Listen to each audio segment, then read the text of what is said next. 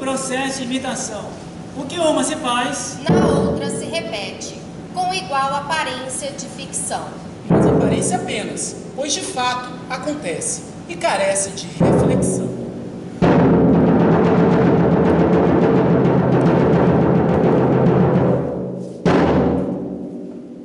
Nossa história começa com a encenação de uma aula exemplar, na qual, seguindo as lições de mestre Paulo Freire, educadoria do Cantos, tanto ensinam quanto aprendem. Para Freire, o verdadeiro progresso é obtido quando educador e educandos se ensinam mutuamente. Aqui se encenará uma aula de matemática que foi ministrada em uma escola da periferia de uma de nossas cidades. Aqui flagramos o professor. Quem de nós irá representar o professor? Eu, é claro. Metido, ô sujeitinho besta. Tá bom. E os alunos? O restante de nós interpretará os alunos. É isso aí, colegas. Nós seremos os alunos. Todos super inteligentes. Mais ou menos.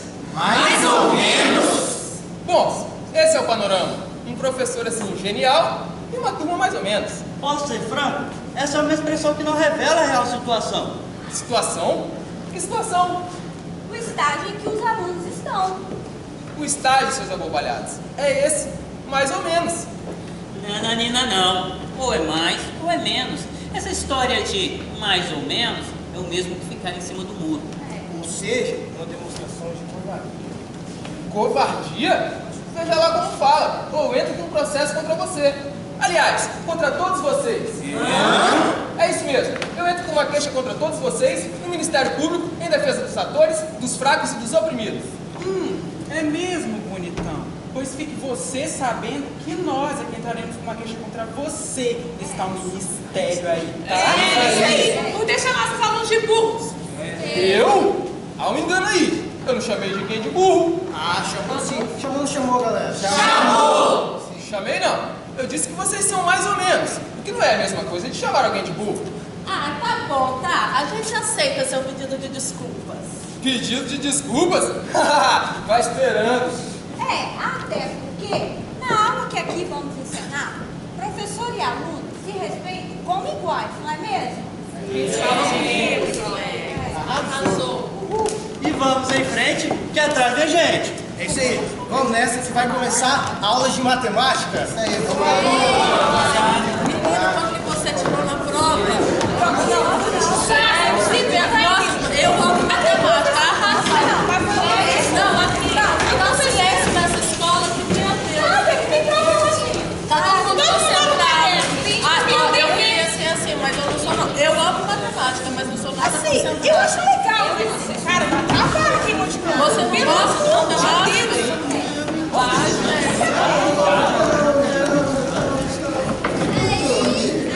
Tudo bem?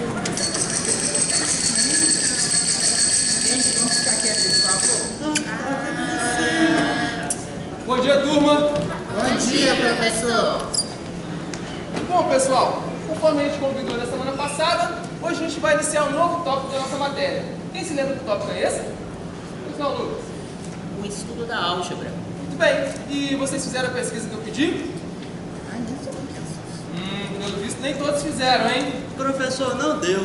A minha avó morreu nesse fim de semana, tá ligado? Tô ligado, mano, tô ligado, mas diz uma coisa, a sua avó não tinha morrido no mês passado? Aquela foi a mãe da minha mãe. A que morreu nesse fim de semana foi a mãe do meu pai, tá ligado? É mentira, professor. Esse moleque não sabe nem quem é o pai dele. Como que ele pode ter avó paterna? Aí você é o maior dedo duro. Se você não fosse mulher, esperava na saída e amassava essa sua cara. É, pois então faça pra tu ver. Eu te detono, moleque. Ei, não precisa brigar, senta lá, mano. Quem não fez a pesquisa agora, pode fazer a próxima. O importante é a gente seguir. Bom, quem de vocês pode dizer então que a álgebra seria assim uma marca de sapatos, um tipo de desodorante ou o nome de um pássaro exótico da Amazônia? Professor, pelo que eu li, a álgebra é a parte da matemática em que fazemos cálculos usando números e letras. Muito bem, Jefferson, bela contribuição. Professor, é a parte da matemática na qual nós estudamos as equações. Parabéns, Lucas. Digamos que ela é também a parte da matemática onde a gente estuda as equações. Essa aqui, por exemplo, é uma equação do primeiro grau. Essa aqui, do segundo grau. No momento oportuno, a gente vai estudar cada uma delas.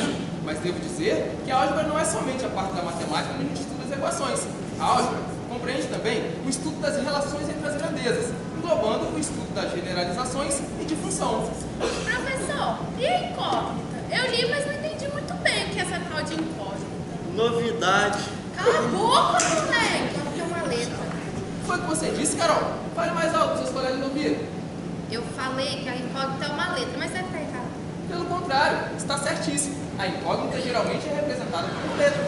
Quem saberia que letra é essa? Professor, não é o X? Geralmente é.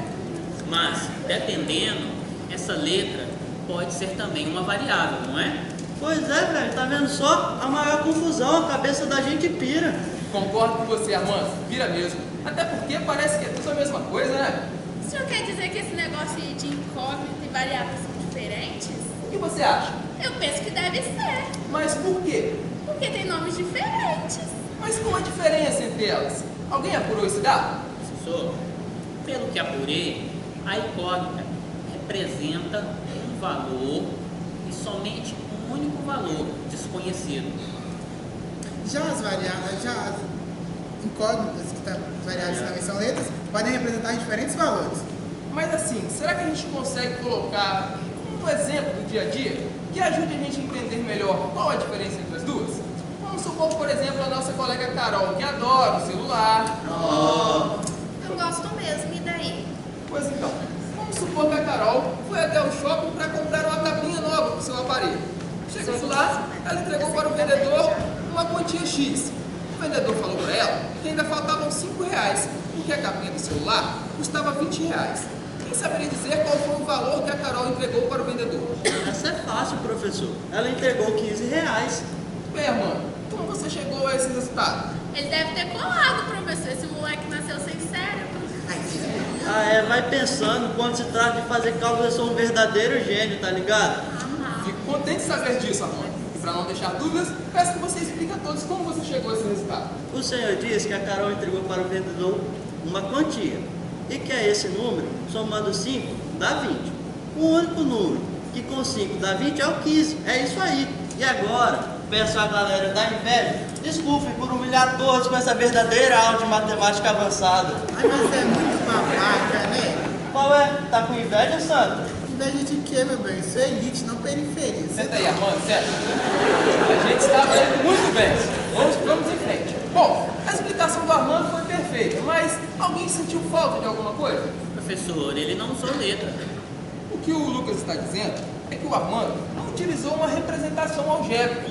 Por exemplo, o X, para representar o valor que foi entregue ao vendedor, e que era um valor desconhecido, uma incógnita. E agora que nós sabemos que podemos utilizar a álgebra para resolver esse tipo de problema, alguém sabe escrever o nosso problema em forma de uma equação? Professor, posso tentar. Não, Lucas.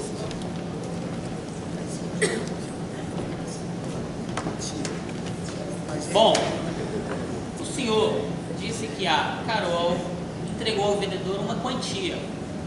Essa quantia eu vou representar aqui pela letra X. Ela depois precisou acrescentar mais 5, ou seja, X mais 5. essa soma deu 20. Ou seja, 20 é o valor da capinha do celular. Então, nossa equação ficou x mais 5 igual a 20. É isso. Muito bem, essa é uma equação. E agora, como a gente faz para encontrar o valor de x? Professor, eu acho que eu vi uma aula sobre isso no YouTube. É assim, a gente coloca a incógnita de dos lados do sinal da igualdade e do outro os números. Professor, mas e quanto à mudança de sinal? Mudança de sinal? Isso parece de mudança de sinal. Ai, professor, quando a gente passa o número ou letra para o outro lado da igualdade, a gente tem que inverter o sinal. O que é mais vira menos, o que é menos vira mais, o que é multiplicação vira divisão, o que é divisão vira multiplicação, não é isso? Mudança de sinal. Temos que ter um cuidado especial aqui. Esse negócio de passar para o outro lado, um número não pode simplesmente passar para o outro lado. Professor, eu encontrei uma explicação bem legal de como resolver uma equação usando o funcionamento da balança de 2 pratos. Balança de 2 pratos? Não é querendo me gabar não, mas eu já trabalhei com esse tipo de balança aí, tá ligado? Trabalhou? Você nunca trabalhou na vida? Cala a boca, moleque. Eu, hein? Vai pensando, meu avô tinha uma quitanda e eu ajudava o velho, tá ligado? Nesse caso, Armando, você vai poder ajudar os seus colegas a entender melhor como funciona uma balança de 2 pratos. Vem aqui na frente, tu.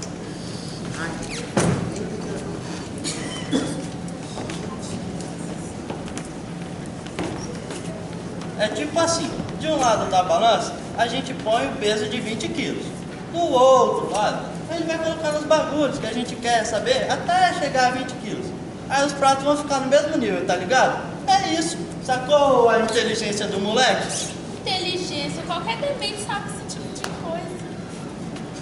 Professor, mas o que isso tem a ver com o que o senhor estava falando antes? Aquele negócio de equação incógnita?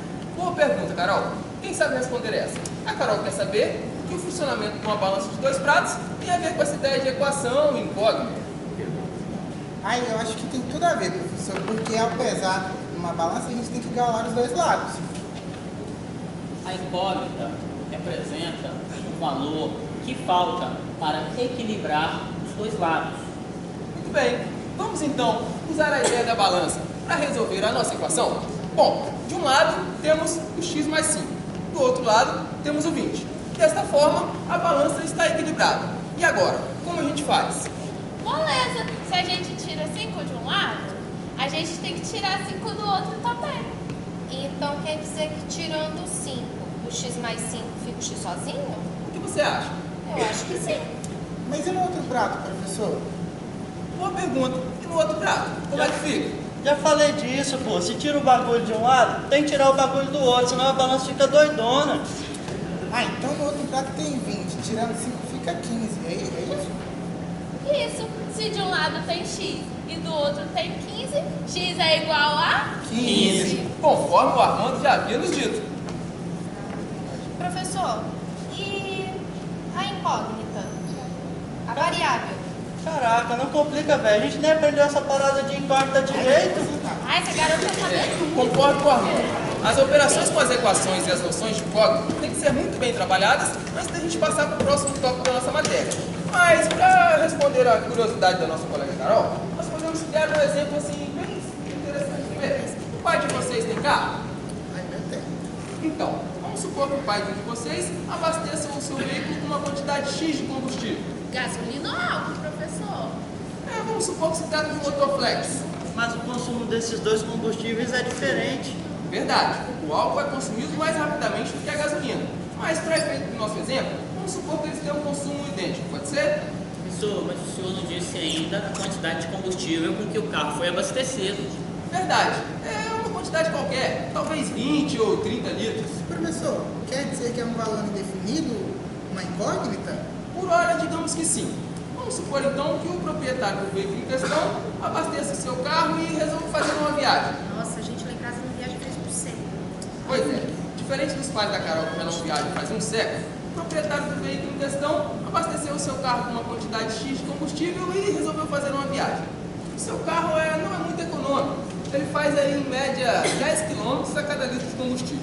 Nesse caso, alguém saberia dizer qual a distância máxima que esse veículo poderia percorrer com a quantidade de combustível com que foi abastecido? Não, professor. E por que não? Mas porque o senhor ainda não disse a quantidade de combustível com que o veículo foi abastecido. Verdade, eu não disse, mas alguma coisa a gente já sabe. É? O quê? Bom, quem sabe responder essa? Nós já temos algumas informações, sendo que uma delas pode ser expressa em forma de número.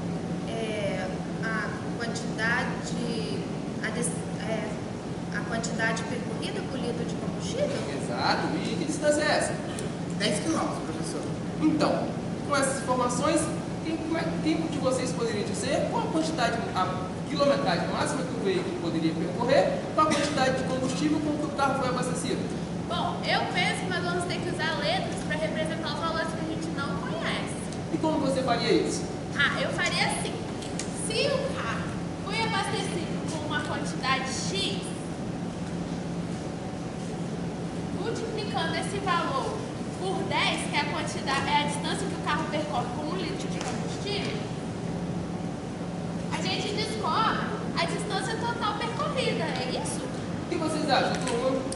Professor, eu não sei se eu entendi direito, porque pelo que ela colocou ali, se o dono do carro abastece com 40 litros de combustível, a gente substitui o X pelo 40, multiplica por 10 e descobre quanto o carro percorreu, que nesse caso daria 400 quilômetros, é isso?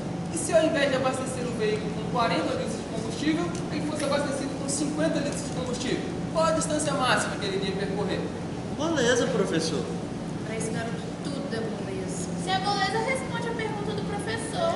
Pois eu vou responder mesmo. Aliás, não vou só responder, como também vou demonstrar meu raciocínio matemático ultragaláctico. É assim, eu substituo o X por 50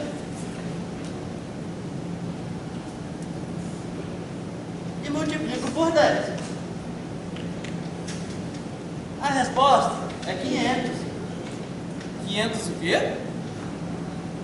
quilômetros. Tudo bem, não podemos esquecer a unidade de medida. E agora, peço a galera que dá inveja, mais uma vez desculpa, mas eu sou mesmo um gênio. Pelo amor de Deus, Muito bem, gente, vocês perceberam aqui, ó, que ao alterar o valor de uma das letras, o da outra também variou, por isso elas se chamam variáveis. Bem, estamos chegando ao final da nossa aula, mas não fiquem tristes, porque depois de amanhã nós estaremos de volta e além de trabalhar mais algumas equações variáveis, nós vamos também preparar uma apresentação teatral sobre esses temas. A ideia é que nós nos apresentemos no Encontro Capixaba de Educação Matemática que acontecerá aqui na nossa escola. E espero que todos queiram participar, hein? Professor, com licença, mas eu quero ser a incógnita, posso? Qual é, professor? Esse moleque tá mais pra variável do que pra incógnita. Ô, senta aí. Vou fingir que nem ouvi isso aí que você falou, hein? Tchau, turma!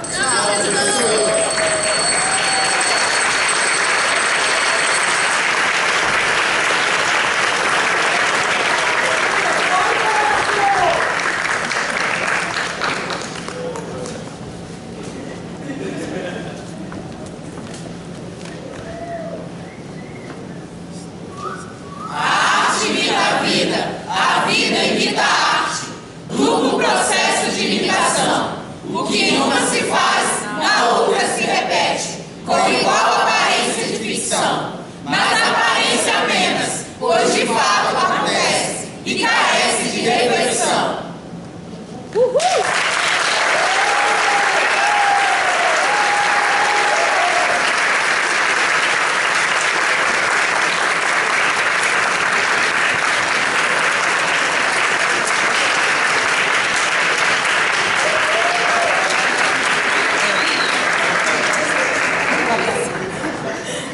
Boa noite. Então, eu fiquei encarregado de fazer uma apresentação rápida do grupo.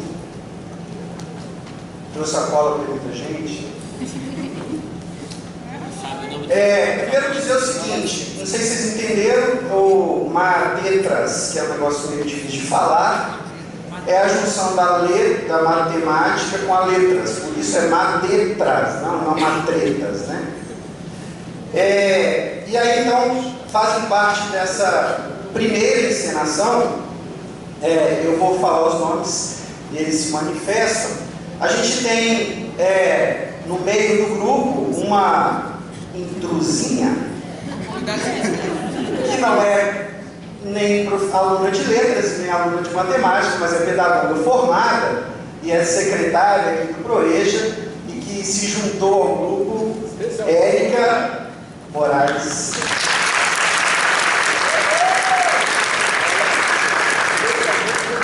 Especialmente convidado, disse aqui o nosso mentor Alvarito. Os alunos do curso de Letras, João Vitor, o falante, Josimar, nossa balança, Carla, Thaís, e os alunos da matemática, Alex, Ariel, Cristiane, Flávia, Arinda, Jacques,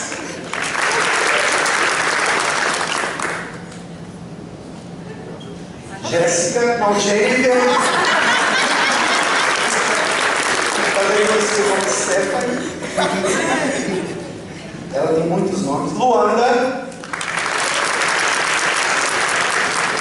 Matheus,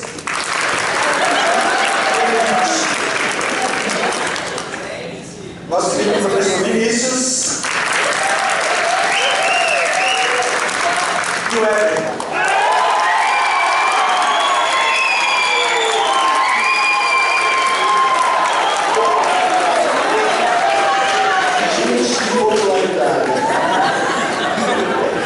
Bom, esse grupo então tem se reunido aos sábados, desde o dia 7 de março, aqui no IFES, e esses dias a gente passou por uma coisa meio inusitada, né? O nosso mentor, autor, diretor, passou por um problema de saúde e teve que se ausentar por uns dias.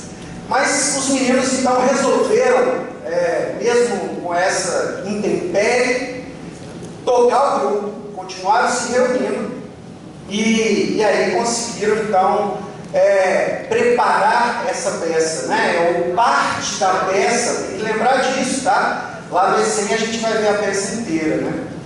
Mas a gente contou com a ajuda de algumas pessoas. Eu queria agradecer pessoalmente aqui Nalvinha de Souza, também a aluna do programa que é contadora de história, além de ter um bom gosto, né, gente, que é minha esposa. Obrigado, meu amor. E uma grande amiga, né, de bons tempos, a atriz Elaine Vieira, veio pra cá.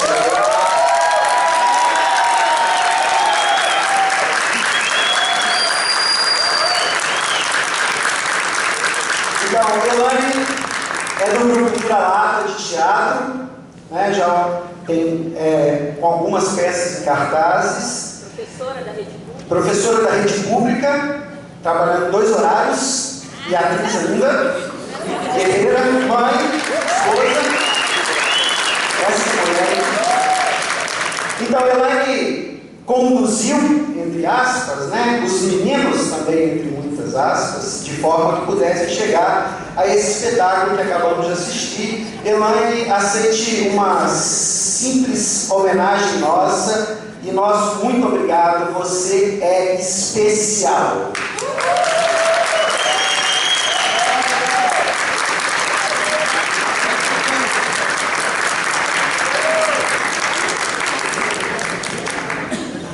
Obrigado, Elaine, mais uma vez. E a gente não podia deixar de fora aquele que é o grande maestro dessa orquestra, né, que, apesar de ter passado por esses problemas, conseguiu estar aqui de coração novo. Então, Alvarito, você sobe?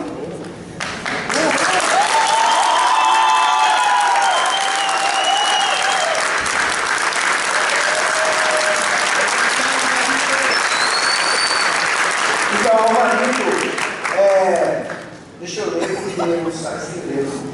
Deixa bem claro que vocês são irmãos. A todo o nosso respeito e carinho por conduzir de forma tão brilhante esse grupo de alunos da Letras e da Matemática e a nossa pedagoga, que se apaixonaram pelo teatro.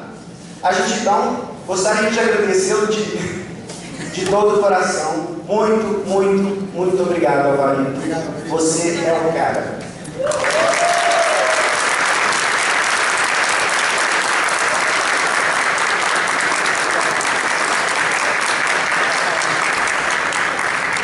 Aguentar a gente não é fácil, né? Olha, parabéns pela performance aí. A gente vinha fazendo um trabalho de preparação de um espetáculo completo intitulado O Linchamento da Incógnita. Mas, como o Alex falou, eu fui fazer um teste de esteira para ver se eu podia correr mais do que eu já vinha praticando lá no meu Cooper. E deu lá indicou um entupimento em algum lugar. Eu fui fazer um cateterismo e fiz, e não me deixaram nem sair do hospital. Eu tive que aguardar, e quando falaram assim, você não sai nem aqui do hospital, minha primeira preocupação foi, e a peça? E a semana da matemática?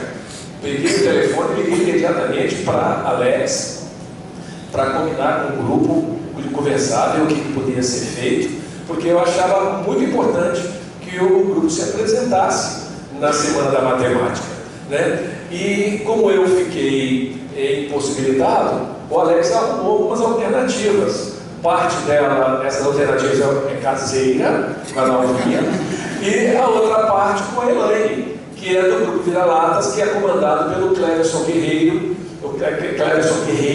que foi meu aluno na Fafi. O Cleverson é formado pela Fafi, foi aluno nosso lá na Fafi. Agradeço muito a sua participação aqui, tá certo? Vocês notaram que vários integrantes do grupo não se apresentaram. Vocês vão conseguir assistir a apresentação deles no próximo evento, que é em julho, né, Rony? A peça inteira conta com todos esses atores. Eles corinam, fazem vários papéis. Então, eu acho que vale a pena vocês assistirem essa peça como um todo. E essa peça foi baseada numa história real, acontecida em São Paulo, com um professor, não de matemática, de história. Ele foi fazer o seu Cooper, foi confundido então com ladrões, um dos ladrões que haviam roubado a pizzaria, e o pessoal da pizzaria saiu correndo atrás desses ladrões para linchá-lo. E encontraram esse professor correndo, meio mulato, quase negro, correndo, deve ser ladrão. Pegaram o camarada e já iam matar o sujeito. Até que esse cara conseguiu gritar, falou, pelo amor de Deus, eu sou bandido, eu sou professor. E alguém falou assim, o vagabundo, você é professor? Diz aí que você é professor. De história, se ferrou, eu sei tudo de história, fala aí sobre a Revolução Francesa. E ele teve que falar um pouco sobre a Revolução Francesa. Nesse tempo chegou o Corpo de Bombeiros e logo depois a polícia, evitando que ele fosse de fato trucidado, morto, né? Baseado nessa história, eu criei o linchamento da nossa incógnita. O professor correndo sem documento virou uma incógnita. Quem é esse cara? Né? E aí nós contamos essa história que começa com um poema muito bem recitado pelos atores e termina com esse poema. Mas olha, isso vocês só vão ver completo lá no evento de julho que o professor Rony está preparando para vocês. Estão todos já convidados. Obrigado.